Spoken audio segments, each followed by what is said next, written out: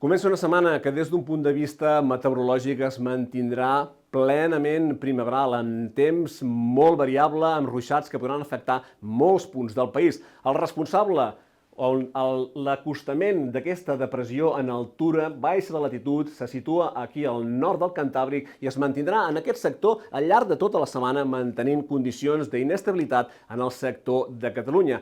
De cara a les immediates hores hi ha un sistema frontal se'ns acosta i de cara a la jornada de dimarts escombrarà el país fent que la precipitació s'observi a qualsevol punt del país.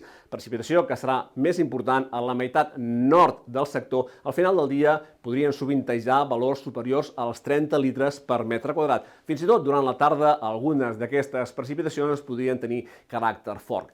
Aquesta situació, com dèiem, es mantindrà al llarg de tota la setmana. Aquesta depressió es mantindrà còmoda en aquest sector, mantenint, com dèiem, les condicions per la inestabilitat en el sector de Catalunya extrem, que mostrem en un mapa de probabilitat de precipitació superior a 1 litre per metre quadrat en 24 hores. Aquesta tonalitat de color verd prevista per dimecres indica que la probabilitat de que se superi 1 litre per metre quadrat en aquest sector és entre el 35 i el 65% de probabilitat, una probabilitat considerable. Una probabilitat que de cara a dijous disminueix una mica, tot i que es manté prou important al sector del Pirineu i també del Prepirineu. I de cara a divendres, com poden comprovar, aquests tons es tornen a fer més foscos, indicant que la probabilitat augmenta. Com dèiem, una setmana meteorològicament complexa i per estar puntualment informat segueixi la web del Servei Meteorològic de Catalunya, així com les xarxes socials.